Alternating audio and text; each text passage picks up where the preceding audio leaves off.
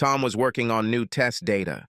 It was boring and time-consuming, but it was the meat of all the work he and his team had done on the test car over the past month, so whether he liked it or not, he was collating and grouping the information for analysis. His phone beeped with a text notification. He saw the screen flash, but didn't pay attention to the sender's name. Several minutes passed before he saw a pause in the data and looked up from the monitor. He picked up his phone and looked at the notification. It was a number that was not registered in his contacts, and although the area code was local, he did not recognize the number. For a moment he considered deleting it as spam, but then he thought he should just open it and see if it was from someone on the team whose phone number he hadn't saved yet. He clicked on the text and a message appeared on the screen. At first he was confused. Who could have sent him a sexual image? But on his phone there was a photo. Too explicit a photo. He read the message. Watch attentively. You still have time. At Bradley's? 18 ow. He read it again. He thought for a moment, then chuckled slightly. It wasn't often that they got the wrong number for sex, and was about to delete the message when he looked at the picture again, and his heart stopped. He didn't notice it at first. On her left leg, so small it was invisible. The tiny mole belonged to Alice, his wife of the last 6 years. He looked at her again, in disbelief, searching for something that could disprove what he had seen with his own eyes. But the closer he looked, the more convinced he was that he was looking at a terribly incriminating photograph of his wife. He read the note again. Bradley's was a local pub, but not the one where the Alice happened. He was in the next town over. But why was Bradley's at 6 in the evening when Alice was on her way to Boston? Her team was preparing a big proposal. The presentation was scheduled for Monday afternoon. The whole team flew in today and were scheduled to meet tomorrow to finalize the proposal, and on Sunday to do a full parade run-through before the actual event. Alice was one of the leaders, so of course she was there to prepare. It was 5:15 p.m. She was scheduled to land in Boston at 4:30. She usually called when she landed, but it was reasonable to assume that she was busy gathering the team and all their equipment and heading to the hotel. He thought about calling, but decided to answer the message first. Nothing original, but quite expected. Who is this? Where did you get this photo from? Should I meet you at Bradley's? He began to pack his things for the day. He decided he would go to Bradley's. He was going to get an answer, one way or another. He wrote Alice a message. How did the flight go? I'm going to have something to eat. Call me when you're free. He was going to keep a low profile and try to figure out what was happening. He was walking to his car when his phone beeped again. Alice, he thought, and opened the phone. The message was a response from the mysterious caller. I'll be there, but I'm sure you'll find someone more interesting there than me. Now his head was spinning. He opened the maps on his phone and quickly walked to his car. It was a 30-minute drive to Bradley, and it was now 5:40 p.m. He will get there shortly after 18 de Ware. He had no idea how critical time was, so he would go straight there and hope he would get there in time for whoever the message writer thought would be of interest to him. On the way, his phone rang again. This time it was Alice. Crazy time with the team. I'll call you later before bed. Love you. He didn't think anything about it. Their conversation would take place later. He was more interested in the meeting at Bradley's and how the author of the message got such intimate information about his wife. His heart was beating a mile a minute when he pulled into the parking lot at 6:12 p.m. The author of the message had not given him the slightest hint as to who he was looking for, so he assumed that whoever wanted to meet him here knew him and would get in touch. But it was the comment that there was someone more interesting there that caused him the most concern. The author of the message clearly knew something that he didn't, and he felt like he was being set up, but he couldn't think of any other way to figure it out. His insides were in turmoil because of the photograph. He trusted her completely, and their sex life was great, or so he thought. But there was only one way for someone to get his wife's photo, and he was going to find out in about 5 minutes. And the thought of the finality of this answer made him afraid. He stepped inside and turned his gaze to the dim lighting. Not knowing the pub or its layout, he stepped away from the door for a moment and surveyed the surroundings. In front of it was a large dining room, and to the left of it was a bar. He walked to the bar, found a seat at the end, and sat down. The bartender had just finished filling the order of a well-dressed customer and approached Tom to take his order. He asked for a draft and turned to look at the dining area. His attention was drawn to a man who had just taken his order and was walking across the dining room floor towards a table full of smiling people. Then he saw what the poster had been hinting at. Alice was sitting at the table, accepting a drink from a well-dressed man, smiling and dressed to impress in her little black dress. And pearls. He was on autopilot.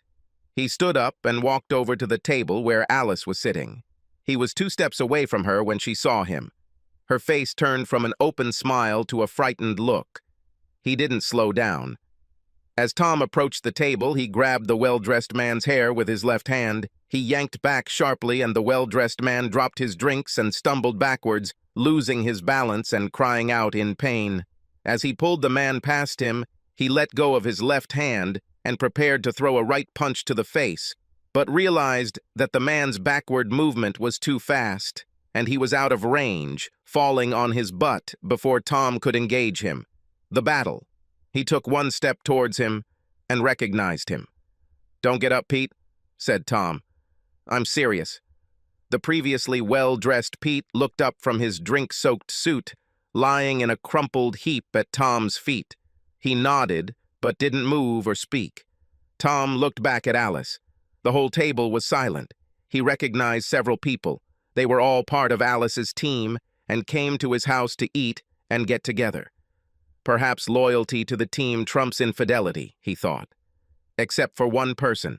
Someone sitting in front of him at that moment was there, knew the truth, and decided to tell him. He thought about finding out who it was, but only for a moment, and then decided it wasn't worth pursuing. "I'm going home. If you expect any chance of saving our marriage, you will come home now." She nodded and started to rise, but he raised his hand. "Better give me a minute to leave."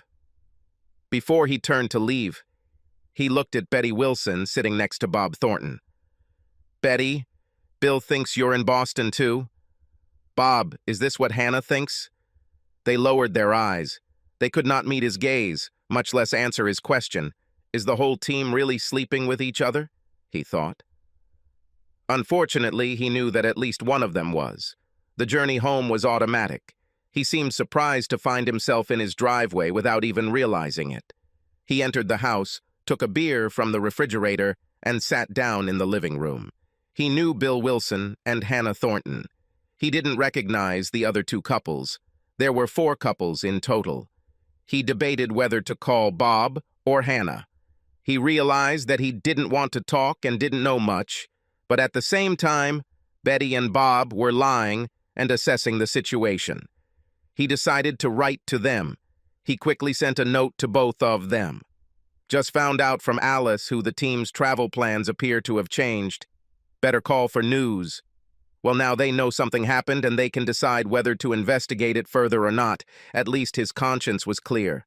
About 20 minutes passed when he heard the garage door open and Alice drove into the garage. He was waiting in the living room. She walked in, still wearing her little black dress, but without her shoes or jewelry. She seemed calm as she walked into the living room and sat down opposite him on the sofa. He was silent and waited for her to begin. He knew that silence is a powerful tool in any discussion. He decided that the silence would last as long as necessary. It didn't take long. Alice seemed ready to explode. "It's not what you think," she began. He raised his hand to silence her. "You have absolutely no idea what I think about what I saw this evening," Tom replied. "I don't need much backstory. We are both engineers. I think you know as well as I that there is no real or objective answer to any question, why. This is simply a rationale to mitigate poor results. So I won't even ask, why. Let's start with something simpler. How much time? How many? How often? Do our friends know, other than the other traders at the table?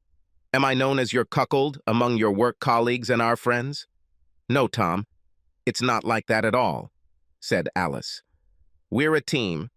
Our travel plans were disrupted, and instead of returning home and hitting the road again tomorrow, Pete suggested we just stay in town and rest before the start." "I didn't see the whole team there," Where was everyone else? Tom asked. When we received the message, some of the team decided to stay home one more night and meet us at the airport tomorrow, she admitted. But you decided to lie to me, he said. You looked pretty close to Pete. Is there anything going on between the star engineer and the prodigy program manager that you'd like to tell me about? Well, for starters, Pete is fine and he convinced the owners of Bradley's not to press charges, she said in a positive tone.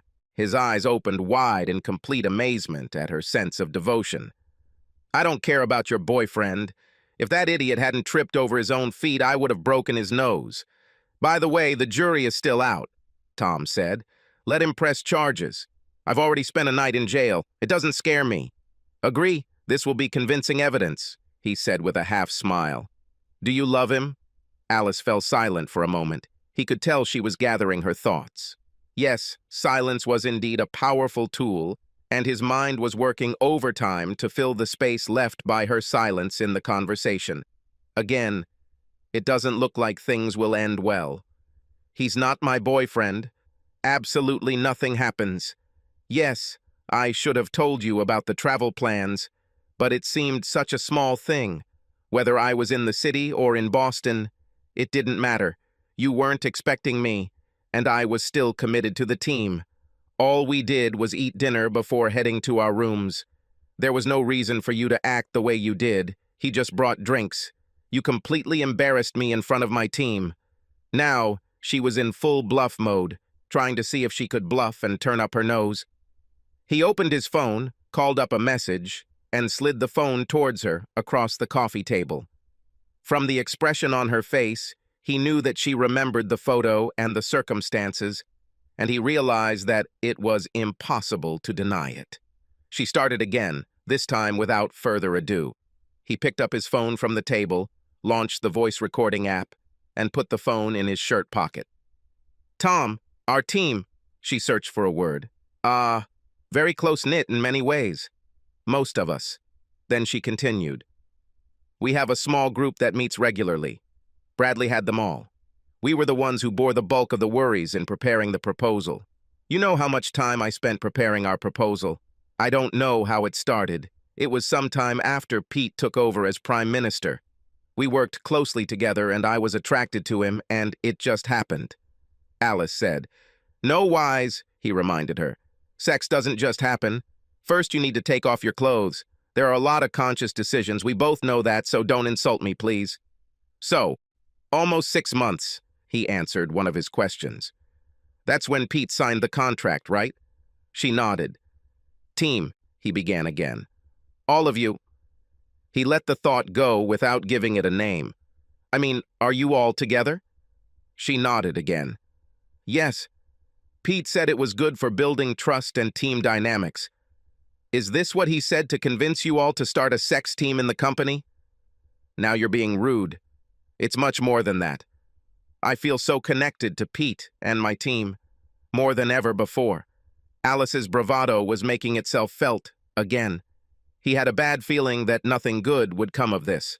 Unfortunately, you will be able to see some personnel changes in your team, Tom said. What did you do? Alice gasped. Tom, if you tell anyone else, it will ruin even more lives. Let them decide for themselves. We must accept it. Alice, you should know that I cannot be an accomplice with my silence. I like Bob and Hannah. In fact, I like them a lot better than Betty and Bill now, he added. I wrote to them that my travel plans seem to have changed. How your friends answer their spouses and how their spouses accept these answers depends only on them. I can sleep peacefully with my decision. Tom, we have the most productive team in the history of Cramerica, Inc. She almost shouted at me. And you benefited too, mister. Just because we had team planning meetings on Wednesdays doesn't mean you missed out. I never turned you off. You always had access to me whenever you needed. So, I was having fun with my team a little earlier, and you never knew. That photo you showed me, do you want to know about it? Now she was mocking him. So now just because you know, and just because your poor ego is hurt, you want to trivialize everything that me and my team have achieved. Alice hissed. She got angrier and angrier. It turned me on. Tom felt his heart rate increase as Alice continued to defend her team's driving force, and he also grew angrier. For a moment, during the ride home from the Bradleys, he thought that if this was just one time with Pete, then maybe he could forgive her. This thought has long since died a bloody but quick death. He didn't need to hear anything more. He didn't want to hear anything more, but she continued. "No, sir. We won't let you get away with it. You should text Bob and Hannah back and let them know you heard from me and we're stuck in Atlanta but have flights booked for the morning. This is the story that Betty and Bill are going to use, and you are going to support them. So help me," she shouted. "There are tens of millions worth on this deal, and your grievances don't mean a damn thing. Send a message, and then we'll talk about what we should do next." "What next?" Tom shouted. "There will be no further. Are you going?" "Now. You, your sick team, and your leader, Pete, can continue as you wish. We're done. I'll find a lawyer this week and sort everything out. It's a simple 50-50 split. You keep your pension, I keep mine," Tom said. "Leave. You have reservations in the city. Use them. Go to Boston and get another amazing win for you and your team." "Tom, please send these messages," Alice said in a much softer tone, pleading with me. "If we lose Betty or Bill before the presentation, the company could lose millions. You and we could lose tens, maybe hundreds of thousands in commissions and bonuses. Just think where we could go with this money. Just you and me. Forget about this misunderstanding. Please, Tom, don't let some unfounded fears about casual sex get in the way. Pete says I'm on the fast track to CEO status. I just need to keep doing what we're doing for a few more years. Don't you want this for me? For you?" she asked. "Alice, just go away." He barely had time to speak when he was hit hard in the back, and the wind knocked all the strength out of him as he continued to lie on the floor with a knee in his back. "Don't hurt him," Alice said. "Too much," she added. "So the jury is still out on the fact that my nose was broken, huh?" Pete said, leaning down and placing his face next to mine as I lay pinned to the floor. Alice, there must be a transmitter, thought Tom. Now I know whose team she's fighting for. Let's see whose nose gets broken. Pete grinned. Take his fucking phone and type these fucking texts from him. We don't have time for this shit. Someone picked him up from the floor. Only one person. He deliberately pretended to be offended, forcing the guy behind him to use a lot of strength to pull him to his feet. This gave him some necessary information. His opponent was a weak office bastard, wheezing from the effort it took to get Tom to his feet. Tom recovered his breath after being made a punching bag and returned to the game. Unlike Pete and his team of well-groomed salesmen, Tom's team worked in the field with the 160th SOAR Detachment out of Fort Campbell, California. Oh, his group of engineers weren't anywhere near their league, but after spending time with the crews on test missions, the team was invited to work their bellies off the Pillsbury test, under the guidance of some tough guys who flew missions in airplanes, modified by his team, especially for them. If these people appeared on your doorstep, it meant that they had been sent there, and your days on Earth had come to an end. Tom and his team created the devices needed to get into hotspots and, more importantly, get out of them. Tom's team was proud that their modifications helped complete the mission and bring everyone home. The guys from 160 and their scary passengers were very appreciative of the hard work Tom's crew put into making their equipment work, and the scariest guy in the group was Staff Sergeant Troy Baker. He was well known to those who lived in his world. Everyone, from tramps to coronels, showed him the respect he earned by accompanying his men on missions around the world. He was well known for never leaving anyone behind. This reputation was cemented forever during the mission to Colombia. Staff Sergeant Baker told the young lieutenant platoon leader to stay close. It was the lieutenant's first mission, and Staff Sergeant Baker thought he was doing well for a newbie when FARC rebels opened fire and ambushed their team. They were able to fight them off, but then he looked back and saw the lieutenant lying on the ground, bleeding from a head wound. "He lost consciousness," the medic said, checking his vital signs. Baker knelt down and picked him up in the fire carrier. "He's gone," the doctor said again. "Perhaps," he said, "but he will still come home with us." The medic looked at him as if he had just lost his mind. There were still more than 5 treks to the landing site. through a dense forest, they would be lucky to come back with their ass. But carrying a dead guy, what was this guy thinking? The senior sergeant read his thoughts. "I would do the same for you, Billy," he told the medic. "Stay close in case I need you." What happened became legendary. When they returned to base, the doctor met them as the helicopter landed. The medic explained to the doctor that the lieutenant bought him. The doctor nodded his head and took a flashlight with a pen from his pocket. The medic watched in surprise as the pupils of the dead lieutenant shrank under the sharp beam of the flashlight. "Do you want to reconsider your diagnosis, doctor?" the doc asked the medic as they hurried the revived lieutenant into the operating room. He was one of those guys who never gets old. He didn't say much, but when he spoke, everyone listened to him. He was trash. In an era of cheapness, simplicity, and disposability, he was none of these. It was handcrafted and unique, and Tom and his team seemed to have a special interest in it. During the long hours of downtime between missions, the staff sergeant showed his appreciation by teaching Tom and the team basic but effective hand-to-hand defense techniques. He told the engineers it was best to know a few things just in case. "I know the biggest threat you'll face is a jammed copier or a nasty paper cut, but if you stay in this business, you'll have to go to some cool places. So now if you happen to meet one of the local, colorful aborigines, you'll have something useful to fall back on," Staff Sergeant Baker explained to the group. "But let's hope that a paper cut is the worst thing you'll ever have to face." Tom allowed his breathing to become more controlled and leaned back onto his captor, allowing him to think he had Tom in his arms. He remembered more and more fighting techniques that the senior sergeant showed them. You may find yourself in a position where you can do little but take the hits. It sucks, but it happens. The main thing to remember is that even when you get hit, you can still fight back. You just need to be smarter than the one who hits you.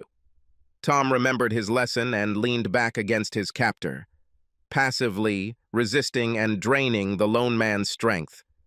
"Give me the phone, Tom," Pete said, looking him straight in the eyes. "Look, now you know that I had sex with your wife. You're just another weakling, nerdy nerd. Do what we ask, and maybe you can stay with Alice when the team isn't using her. Don't forget about all the toys you can buy with her bonus. Hell, maybe Alice will buy you a rubber woman for those times when she's otherwise busy." Tom kept his mouth shut, as Pete took great pleasure in humiliating him by making him do his bidding. "Where is it, Tom?" he asked, seeing the outline of a phone in his shirt pocket. "Ah, here he is." He reached for it with his right hand. Tom stepped back hard with his right heel, catching his captor's shin about halfway up and dragging it down until he slammed into his Gucci moccasin toes. He flexed his arms and broke the grip of his captor, who cried out in pain and fell under his leg, which could no longer support his weight. He saw Pete's eyes widen in recognition. His right hand shot forward, and he turned his shoulder, as the first sergeant had shown him, and slammed his clenched fist into the center of Pete's face with maximum force. He felt a bone break under his fist, a fountain of blood erupted from Pete's nose, and he collapsed to the floor as if he had been hit by an axe. He turned around to see who was holding him. It was Bill. He lay on the floor and cried, holding his leg. "I think you broke my leg," he whined. Tom stepped hard on his foot, and Bill cried out in pain. "That should remove all doubt," said Tom. Turning around, he saw Pete on the floor, raising both hands to his face and trying to rise to his knees. He walked up to him and lowered his face next to his ear. "Looks like your nose was broken, old Pete." "I'm just not ready to take one on the team," he said and hit him hard on the temple. Pete sank back down. His adrenaline surged, and his breathing quickened as he searched the living room for Alice. At that moment, he felt a strong blow to the middle of his back and the base of his neck. He dropped to one knee and turned to face another attack. He looked up and saw Alice with a cast iron frying pan in her hand. She missed the target and dealt Tom only a glancing blow. He rose to his feet and grabbed the frying pan. "Tom, we can still make it work," she said. "Think about the money you will throw away. I'll stop all this extra sex. I'll stop them, I promise.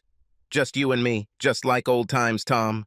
He massaged the back of his head with his left hand and looked at her, stunned at how quickly she was changing from one Alice to another. For a minute, he thought about the alien from John Carpenter's The Thing, how it changed shape with each new challenge. He smiled at the thought. Alice took this smile for silent consent to her last request and moved to hug Tom. He lowered his left hand from his neck to steady her. Then, after a moment's hesitation, he raised his right hand and punched her right in the nose. Not hard enough to knock her out, but hard enough to break a bone. Alice screamed and collapsed on the floor. "It hurts, doesn't it?" asked Tom. "Your eyes are watering. You can't see, you can't breathe. There's blood everywhere. It works every time." "Why did you hit me?" she cried. "Because I could," he replied. His phone was still on and recording. Not all the records were in his favor, but he felt he had enough to justify his answers. He quickly looked around the room and remembered what the staff sergeant had told him. "Decide when you can act and don't move until it's right. But once you do, do it all and don't stop until no one moves but you." He looked around, except for Bill whining in the corner and Alice trying to stop the blood flowing from her nose. He was the only one moving. "You saved another top," he thought. "It doesn't look like you, Loverboy and Mr. Bill, will be able to serve on Monday. Damn bad luck and missing out on all those millions and big bonuses." Tom continued, "Well, I wonder what Art will say when he finds out." He considered calling 911, but he waited, knowing that once the police showed up, he would lose his chance to question Alice, and walked over to where she was sitting. A dish towel was pressed to her face. Tom knelt down next to her. "Pinch the bridge of your nose with your thumb and index finger." "Like this," he said, demonstrating. The surge of adrenaline subsided, and he suddenly lost all his energy and sat down heavily opposite Alice. Where did his wife go? The Alice he saw every day was not the same woman who sat opposite him, and he again wondered how she had deceived him for so long and so thoroughly. "Was it worth it?" he asked. Alice looked at him and shook her head. "It could be," she said, "if you would just agree. We were so close. After Monday, I'd be on my way to the executive suite. This will set me back. I can fix everything, but it will set me back." "So this is all you dreamed of? Becoming vice president?" said Tom. "What about us? Deception, lies, will this continue?" "Tom, you are so naive. Pete knew this. He told me that your black and white ethics and Boy Scout attitudes would hold me back if I let them. He told me that I had to break away from your control and become my own woman if I wanted to succeed." "Did he tell you this before or after he got your body?" asked Tom. "You don't know half of it." She spat. "Oh, I tried to be a good engineer, girl, and do all the things you said would improve my career. Do you want to know what actually works?" Tom was silent. "When someone decides to blow themselves up, sometimes you just have to get out of the way." He was still recording. "Well, I'll tell you, my loving husband, all those things you told me didn't work. I bent over backwards to make sure all my assignments were completed on time and on budget, and all I got was a few, 'Well done, girl.' It wasn't until Betty took me aside that I learned what a woman really needs to do to be successful. Trust me, sex on your way to the top works, and it's a lot easier and a lot more fun." "So this happened before Peter showed up?" Tom asked. "Oh, for a smart engineer, you can be awfully slow sometimes, Tom," she said. "It was at a Christmas party, a year after I joined Cramerica, that I gave myself over to Art for the first time and never looked back." "Wait, are you also having sex with the boss? Art? Art Vandelay?"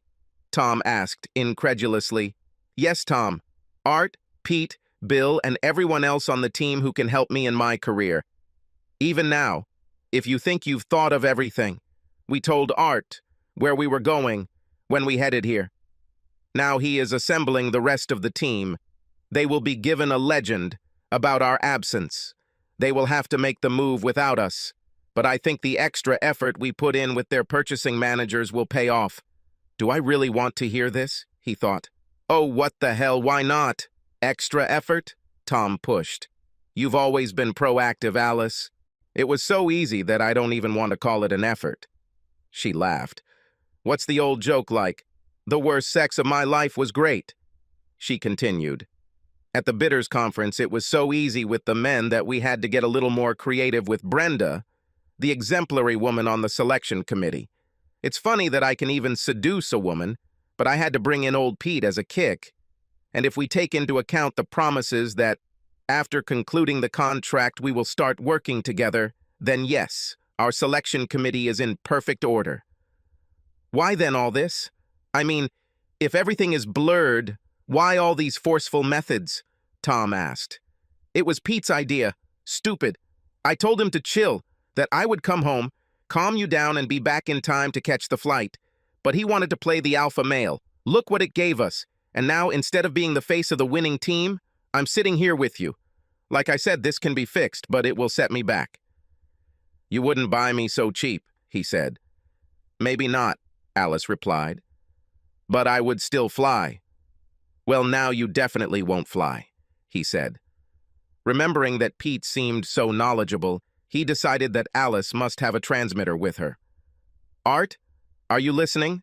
I'll call the police now. I'm sure there are several felonies involved, and we haven't even begun to go down the rabbit trail of fraud. This is a federal contract, isn't it, Alice? Tom asked rhetorically. Yes, the feds don't really follow, as you put it, extra efforts. I'm sure you have excellent lawyers and all that, but maybe there is an alternative? He left it alone. A moment later, Alice's cell phone ringtone began playing, Hail to the Chief. Art, she asked on the phone. Certainly. I'll put it on speakerphone. Volume? Art's voice sounded through the speaker. First, let me apologize to you.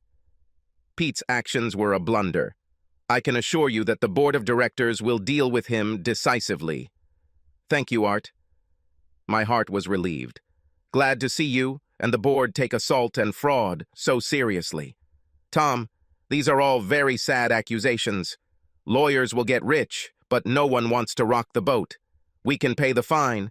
Pete and Bill will get community service, but in the end, you'll get divorced and be half as poor, Art explained in a matter-of-fact manner. Do I hear or in this tale, Art? Tom asked. Alice always said you were the smarter of the two of you. However, I'm more glad I hired Alice. Yes, Tom, there is definitely an or here, Art continued. Tom, we, Kramarica, displaced you in the affections of your wife, and when you found out about this and raised the question, you were treated in the most shameless manner. Shameful, shocking, Tom picked up. Tom, Art continued, instead of calling the cops, as you put it, we could come to an agreement. I just sent a picture to Alice's phone, well, not me, but one of my technicians. They told me that they disappear after viewing. Look, perhaps this will restore some goodwill. Alice. She opened the photo and turned the phone towards Tom. He saw the inscription, Bank of Grand Cayman, and a number with a number, a very big number. And when will this be introduced? Tom asked. It's already there, Tom. You have an email with your account number. It was a very bad day for you, Tom. You may be having a hard time making a decision, and I'm not discounting emotions. Alice is a very desirable woman. But be that as it may, you can't take emotions to the bank, right? You can't, Tom agreed, adopting Art's manner of speech. Kramariki will cover the costs of your divorce. You can never reconcile. I think we all understand that. Alice will apply. She will demand her personal belongings and pension. He thought for a moment before answering. On the one hand, he could take a principled stand, expose the whole sordid story, and let the chips fall. On the other hand, he could just leave. Art had just given him 5 million reasons to do just that. Does Kramarica have medical personnel, Art? Tom asked. Oh yes, Tom. I think we have several doctors, Art replied. Okay, said Tom. You better load a few into the limousine and send them here for your team. So we agree? Asked Art. With Alice? Tom answered. Exactly, Art agreed. Are we done, Tom? Goodbye, Art, Tom said, and ended the conversation. Tom took out his phone, turned off the recording app, and put it back in his pocket. I knew you would understand it our way, Tom. We can still be friends, friends with benefits, when this is all over. She conjured up, as it seemed to her most winning smile, but even her perky smile could not cancel the effect of the destroyed nose. Her eyes turned black, and blood caked under her nose and dripped in dry drops onto her chin. Tom found the sight comical and allowed himself to smile. Once again, Alice misinterpreted his smile as agreement and leaned in to kiss him. Tom extended his right hand to stop her. He grabbed her face with his hand and pushed her back until she fell with a crash onto the sofa. Either I hit you too hard or not hard enough. In what world would I want to kiss you, Alice? She looked up at him with an offended look. Take whatever you want, but don't be here tomorrow, Tom said, and went to the door. He stopped next to Bill. Do your legs still hurt? He asked. Yes, damn it, you bastard. It still hurts. Bill whined. Maybe this will distract you, Tom said and kicked Bill in the balls. Bill arched and groaned. He got into his car, not knowing where he would go, but food and shelter were high on the hierarchy of needs, for good reason. He grabbed a hamburger in one of the cafes and checked into the Red Roof Inn outside the city, not far from the highway, and fell asleep as soon as his head hit the pillow. Despite the aches and pains of 100, yes, at least 100, he believed, various insults inflicted on his body, he woke up early in the morning and dragged his aching body out of bed. He was making coffee in his motel room when his phone beeped and he reached for it. It was a message from that number. He immediately opened it. Sorry for yesterday. I can meet you in shopping center. Around noon, I invite you to take a seat at the bar. I will be there. He wrote a reply message and poured lukewarm brown water from the coffee maker carafe into a paper cup. Yes, I'll be there, he thought, and set up his laptop. It's time to start online banking.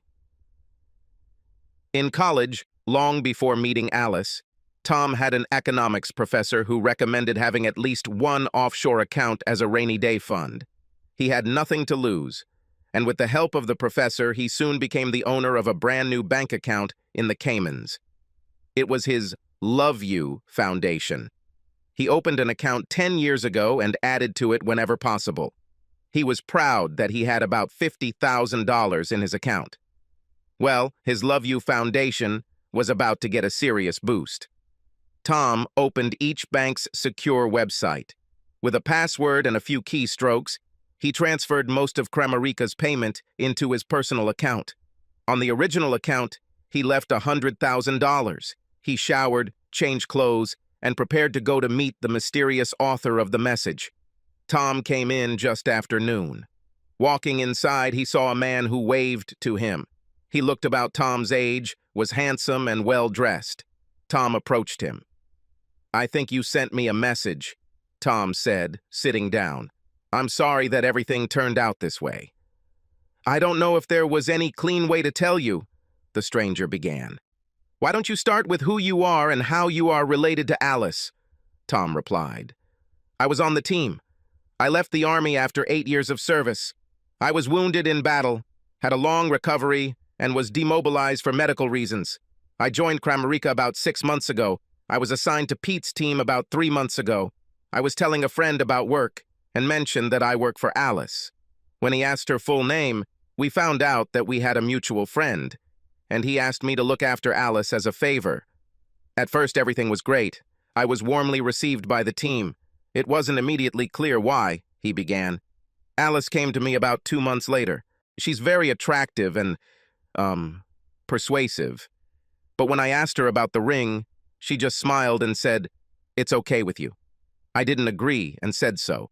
This marked the beginning of the deep freeze. After I turned her down, I got all the worst assignments and nothing but heartbreak from Pete. I called our mutual friend back and told him that Alice had approached me. He thought there was more to it than Alice was saying and that you should know. Pete sent me a photo of them trying to get me on the team so I could get a prize if I accepted. Let's just say I don't agree with their methods. I think I'm a straight shooter. I quit yesterday and sent you a message. Our friend? Asked Tom. Troy Baker. If I hadn't met Troy, he replied, then paused for a moment before continuing.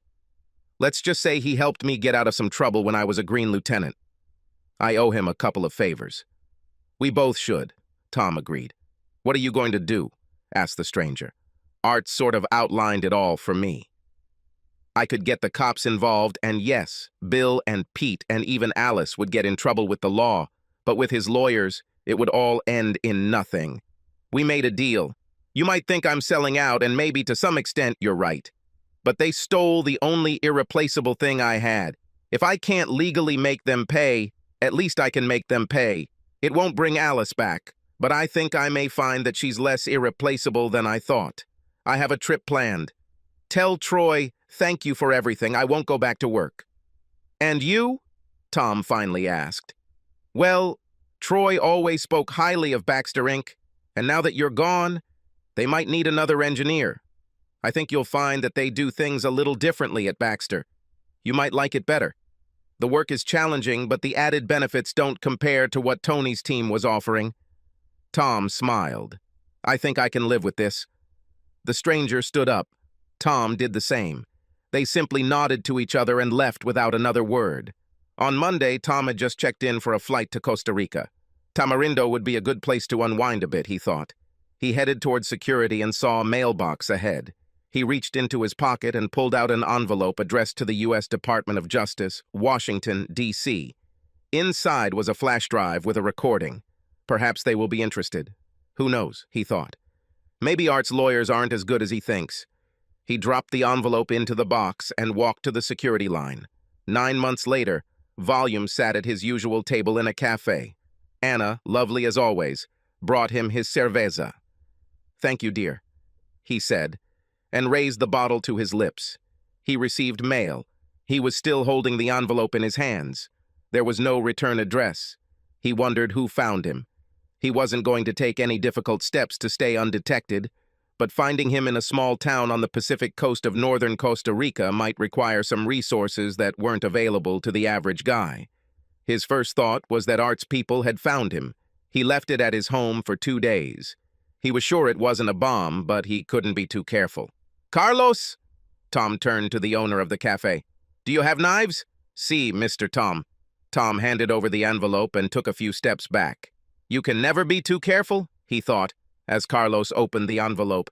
He handed it to Tom, who thanked him. He took another sip from his bottle of beer and turned the envelope over. Several sheets of paper fell on the table. He picked up the note. Thought you might be interested. That was all that was written in the note, and instead of a signature, a telephone number was indicated, the same number.